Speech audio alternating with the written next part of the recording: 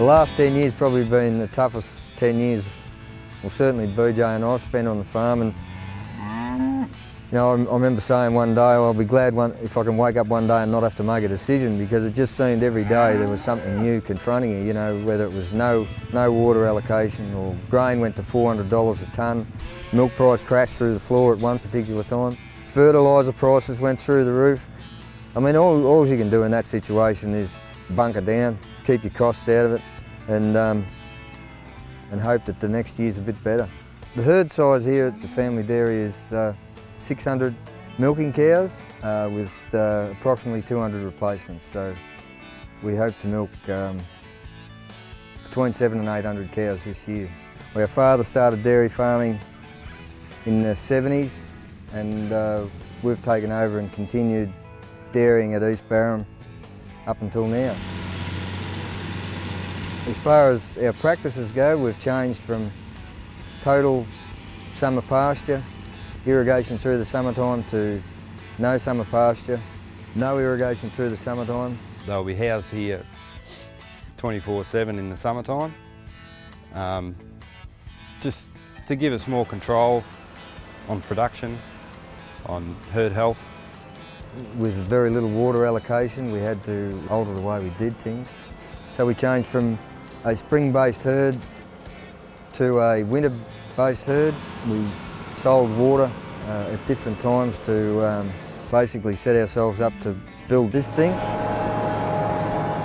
We've been able to adapt and cut and grow most of our own feed now with actually less water.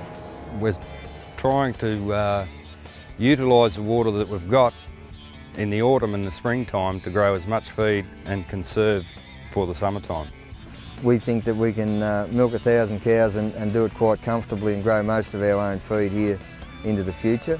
With the reduction of the summer irrigation program has meant less irrigation water costs, less fertiliser costs, a little bit more free time over the summer perhaps, because they're not irrigating over that period, and at the same time giving them better management with their dairy herd.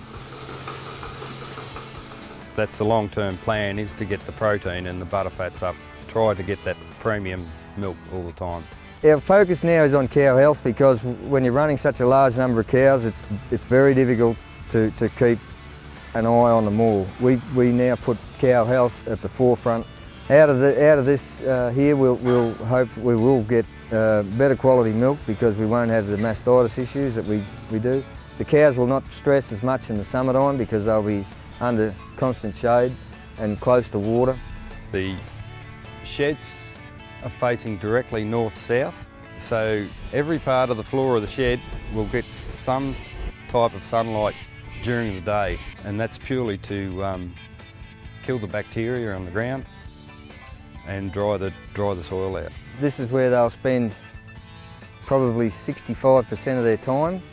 All summer they will be parked here. Every day, or every time the cows will go and get milked or go down the paddock, this will be harrowed, just to break the cow manure up, spread it out and dry it out. Being able to put them on here, we can avoid damage to pasture over those short periods of wet weather. Our costs are down for doing what we're doing, but one thing we've noticed, our ground is in so much better condition with the less irrigations.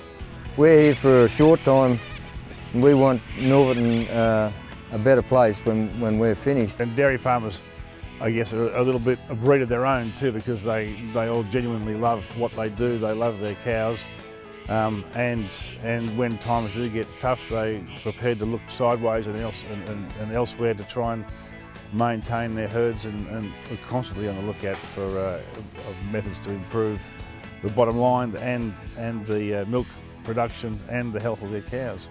We were constantly changing the way we did things, but the last couple of years it became very obvious to us where we needed to head, and I suppose there was no real light bulb coming on time, you know.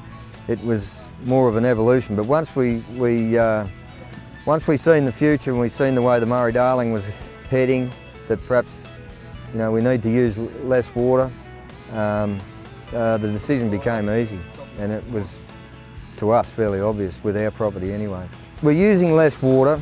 Our ground is easier to work. There's no doubt about that. We're now producing more in a month than we did when we first started farming in a year. It's that healthy respect of the environment that we've got that's probably helped us make some of the decisions that we've made.